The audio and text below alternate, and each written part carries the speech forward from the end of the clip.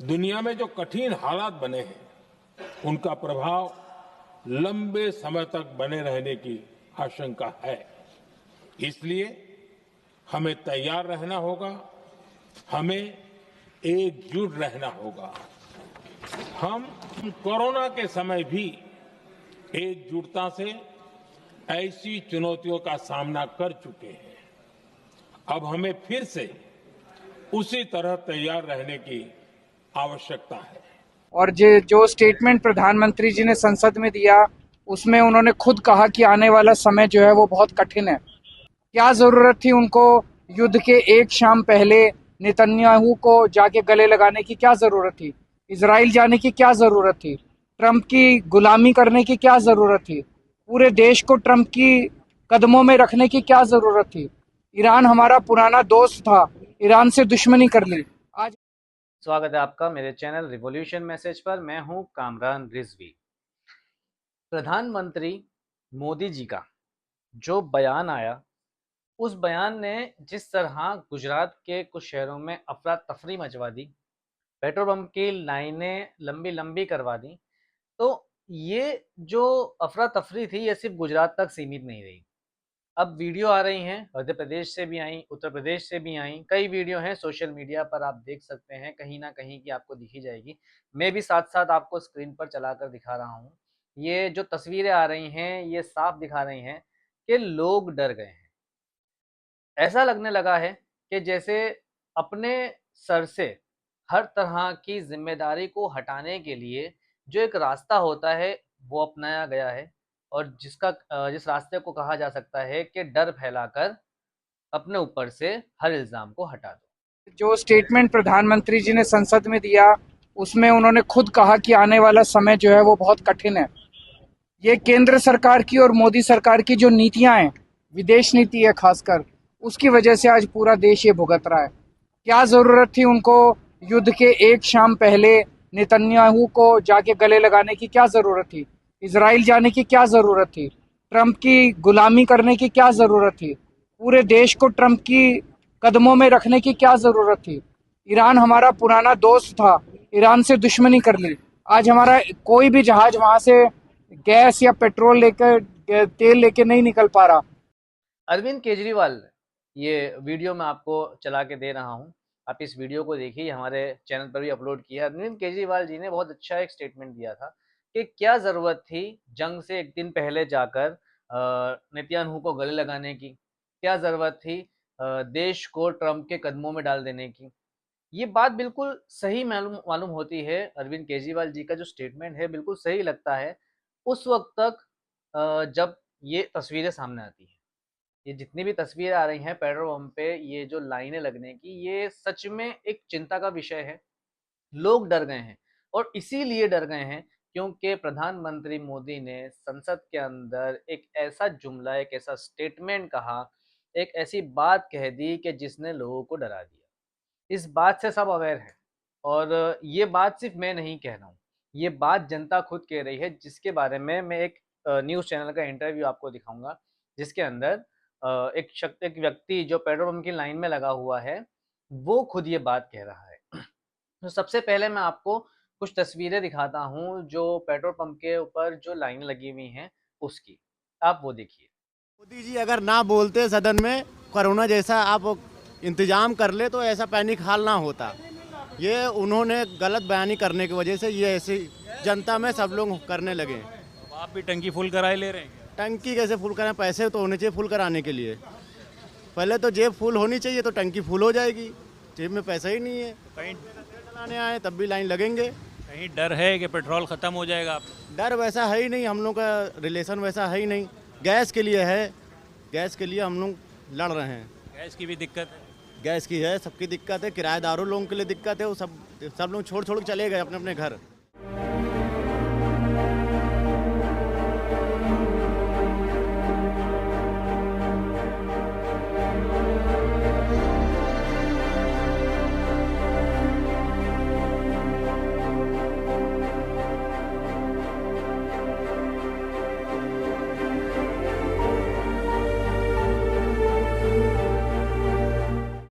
तो ये तो दो ही वीडियो मैंने आपको दिखाई अलग अलग शहरों की, और यहाँ आप देख सकते हैं कि कितनी लंबी लंबी कतारें लगी हुई हैं, लोग डरे हुए हैं। पेट्रोल डीजल एक ऐसी चीज़ है कि जिसकी ज़रूरत हर व्यक्ति को है। इंसान का कारोबार ठप हो सकता है। पेट्रोलियम की जितनी भी चीज़ें हैं जो पेट्रोलियम में से बनती हैं, क्रूड ऑयल में से बनती हैं, ये सारी चीज़ें ऐसी हैं जो बड़ी-बड़ी इंडस्ट्रीज़ में, मशीनों में लगती हैं। इवन सिर्फ पेट्रोल से गाड़ी नहीं चलती, इन पेट्रोलियम से जो प्रोडक्ट बनती है उसमें से गाड़ी के इंजन ऑयल और सब बनते हैं। अगर ये ऑयल नहीं आता है, क्रूड ऑयल, तो कितना ही नुकसान कई इंडस्ट्रीज़ को होगा। इवन ये जो हमारे देश के अंदर टू व्हीलर और फोर व्हीलर का जो बेचने का जो एक पूरा बिज़नेस चलता है, ये भी इफ़ेक्टिव होगा। मगर प्रधानमंत्री मोदी ने अपने पूरे कार्यकाल में ना ऐसा कोई चीज़ बताई कि उन्होंने तैयारी कर रखी है, अपना बैकअप बना के रखा हुआ है, कोई आफ़त देश पे नहीं आएगी। ऐसे ऐसे स्टेटमेंट देने की जगह पर उन्होंने एक वाहियात स्टेटमेंट दिया, जिस वाहियात स्टेटमेंट में उन्होंने जनता को पूरी तरह से डरा दिया। इस युद्ध के कारण दुनिया में जो कठिन हालात बने हैं, उनका प्रभाव लंबे समय तक बने रहने की आशंका है। ये एक अफ़सोस की बात है, बहुत शर्म की बात है। एक प्रधानमंत्री को डराने की जगह अपनी आवाम को, अपने देश के लोगों को मोटिवेट करना चाहिए, उन्हें भरोसा दिलाना चाहिए कि मैं हूँ, मैं देश को कुछ भी नहीं होने दूँगा। उसके बदले वो विपक्ष के आगे झुकते हुए नज़र आ रहे हैं, बेबस लाचार नज़र आ रहे हैं और जनता से कह रहे हैं कि कोरोना काल जैसी या लॉकडाउन जैसी स्थिति आ सकती है। लॉकडाउन या कोरोना काल एक ऐसा डरावना सच है भारत की जनता के लिए कि लोगों ने जिस तरह की परेशानी झेली हैं, उसको कोई नहीं भूला है। मगर कुछ लोग इस मुल्क के अंदर, इस देश के अंदर कुछ लोग इतने बेवकूफ़ किस्म के हैं, इस तरह के स्टेटमेंट वो देते हैं कि जैसे उनको सिवाय अपने किसी की पड़ी ही नहीं है। इन लोगों से सभी को सवाल करना चाहिए। इन लोगों के पास जाकर, इन लोगों के आगे क्राउड बनाकर खड़े होकर सवाल करना चाहिए कि तू होता कौन है इस तरह की बात कहने वाला? तू होता कौन है भारत की उस जनता के बारे में ये बात कहने वाला कि जो फाइनेंशियली स्ट्रॉन्ग नहीं है? ये जो वीडियो आज वायरल हो रहा है राजकोट का, गुजरात के अंदर राजकोट का, ये वीडियो और ये शख्स इतना बेवकूफ़ लगता है, इतना जाहिल दिख रहा है कि जिसकी कोई हद नहीं है। ये जाहिल इंसान ये बात कहता है कि गुजरात के अंदर कोई गरीब नहीं है। तो इस जाहिल ने क्या वो तस्वीरें नहीं देखी हैं कि जब ट्रंप आ रहा था तो दीवारें खड़ी करके पीछे एक गरीब विस्तार को छुपाया गया था? इस जाहिल ने क्या अहमदाबाद के अंदर वो तस्वीरें नहीं देखी?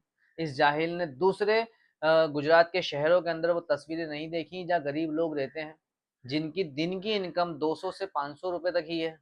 वो 5,000 रुपए का सिलेंडर क्या 25,000 रुपए का सिलेंडर क्या जो ये दावे कर रहा है बेवकूफ़ इंसान, वो नहीं ले सकता। मैं आपको सबसे पहले वीडियो दिखाता हूँ, उसके बाद हम इस पे कुछ बात करेंगे। किसने बोला महंगाई बहुत हो गई? गैस सिलेंडर 1000 के ऊपर हो गया। हम तो 5,000 में भी सिलेंडर ले लेंगे। 5,000 सिलेंडर ले लेंगे। हाँ यार, 5,000 सिलेंडर लेने में दिक्कत नहीं है। 5,000 नहीं 25,000 में भी ले लेंगे, मगर चाहिए हमारे को मोदी, बीजेपी। एक मिनट 25,000 का सिलेंडर ले लेंगे आप? Yes yes. गरीबों का क्या होगा फिर बताइए? आप तो ले लेंगे 25,000। गुजरात में कोई गरीब है ही नहीं। भारत के दूसरे हिस्सों में तो गरीब हैं। है? दूसरे हिस्सों में तो गरीब है, बिहार में है, यूपी में है, झारखंड में है, उड़ीसा में है, नागालैंड में है, अरुणाचल प्रदेश में है। मेरी बात सुनिए, पहले मोदी जी गुजरात में थे, अभी वो इंडिया में गए हैं, तो सबको भी पैसों वाला बना देंगे। मोदी जी है तो सब मुमकिन है। ठीक है, 25,000 का सिलेंडर लेने वाला सबको बना देंगे। यस। तो ये देखा आपने, आपके सामने ही है, कितना बड़ा बेवकूफ़ गधा इंसान है ये। एक अनभक्ति में लीन इंसान, इसको ये परवाह नहीं है कि इसके देश के लोगों की हालात क्या है। दिल्ली के बारे में, मुंबई के बारे में तो लोग अब कहने लगे हैं, ये गॉसिप्स होने लगी हैं लोगों के अंदर कि अगर वहाँ पर कोई इंसान नौकरी कर रहा है, जॉब कर रहा है, तो उसकी कैपेसिटी नहीं है कि वो वहाँ पर घर खरीद सके। ये दिल्ली और मुंबई के तो हालात हो गए हैं, महानगरों के, कि वहाँ काम करने वाला इंसान भी वहाँ पे घर नहीं खरीद सकता, तो कहीं बाहर से काम करने वाला इंसान तो कैसे करेगा? और वही चीज़ जिस तरह महंगाई बढ़ती जा रही है, परेशानी बढ़ती जा रही है, लोग अपने रोज़ाना रोज़मर्रा के खर्चों को बड़ी मुश्किल से मेंटेन कर पा रहे हैं। लोगों की सोर्स ऑफ इनकम कम हो गई है, लोगों की सैलरी इतनी नहीं हो रही है कि वो अपना एक्स्ट्रा एक्सपेंसेस पूरा कर सकें, सिर्फ घर चला पा रहे हैं, कितने तो घर भी नहीं चला पा रहे हैं। ये परेशानियां मैं नहीं कह रहा हूँ, ये परेशानियां खुद यहाँ की जनता कह रही है। मैंने इससे पहले की वीडियो में आपको दिखा दिया। मगर ये जाहिल इंसान, ये बेवकूफ़ इंसान इस तरह के स्टेटमेंट देता है कि 5,000 का सिलेंडर होगा तो भी खरीद लेंगे, 25,000 का सिलेंडर होगा तो भी खरीद लेंगे। ये ऐसे बेवकूफ़ लोगों की वजह से, और फिर प्रधानमंत्री के इस तरह ट्रम्प के आगे झुक जाने की वजह से, नेतन्याहू के आगे झुक जाने की वजह से, और विदेश के साथ जो हमारे रिश्ते हैं उसके खराब करने की वजह से जो देश के हालात हो रहे हैं, इसको भारत की जनता को ही समझना पड़ेगा। अगर आज नहीं समझेंगे तो कल को आप वापस किसी ट्रम्प के या किसी नेतन्याहू के गुलाम हो जाएंगे।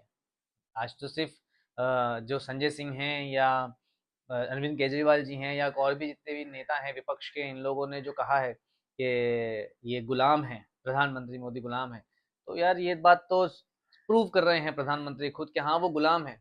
उनके पास खुद की कोई ताकत की चीज़ नहीं है, अपने देश को बचाने के लिए उनके पास कुछ नहीं है। वो रिक्वेस्ट कर रहे हैं अपनी जनता से कि कोरोना काल जैसा वक्त आ सकता है और हमें एक दूसरे से मिलजुल कर काम करने पड़ेंगे। अरे तुमने इतने सालों में तैयारी क्यों नहीं की? इसका जवाब कौन देगा? भारत की जनता को इतने साल गुमराह क्यों किया? आपके पास अगर कोई तैयारी नहीं थी भारत की जनता के लिए तो आपको इस्तीफा दे देना चाहिए था। आपने अपना इस्तीफा देकर किसी और एलिजिबल इंसान को क्यों इस कुर्सी पर नहीं बिठाया कि जो भारत के लिए, इस देश के लिए, इस देश के लोगों के लिए कुछ करता? ये बहुत बड़ा सवाल है। ये सवाल सभी से है, जितने भी ये अनभक्ति में लीन भारतीय जनता पार्टी के सपोर्टर हैं, या जितने भी ये लोग बेवकूफ़ जो इस बात को अभी भी नहीं समझ पा रहे हैं कि इस टाइम देश के हालात क्या हो रहे हैं।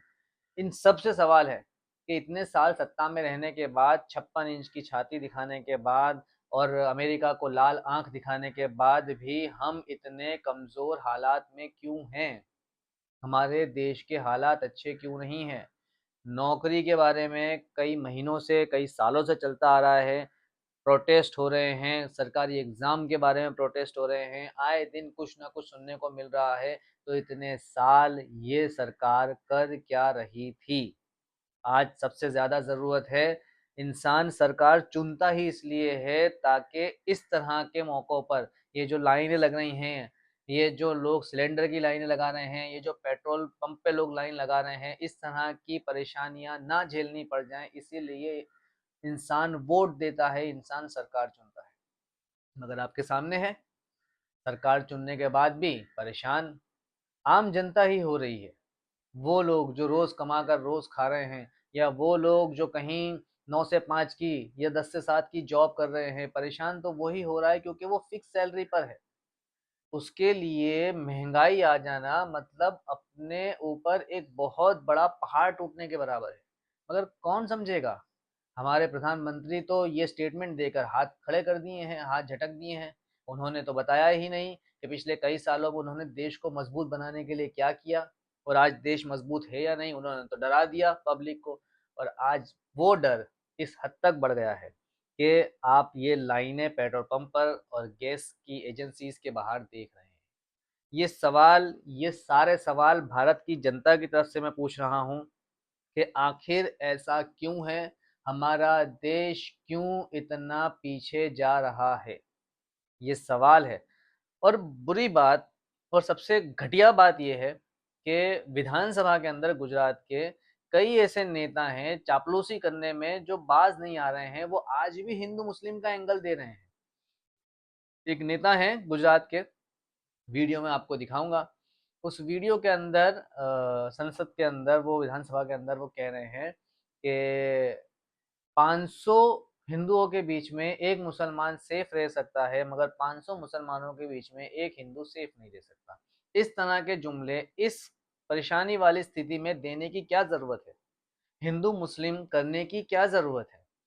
क्या ज़रूरत है इस तरह के सारे परेशानी इस तरह के विवाद खड़े करने के लिए? एक तरफ यूनिफॉर्म सिविल कोड डाल दिया है, जिस कानून के लिए लगातार विरोध हो रहे थे, उसको ज़बरदस्ती इम्प्लीमेंट कर दिया गया है। क्या जनता का ध्यान हटाने के लिए किया है ये?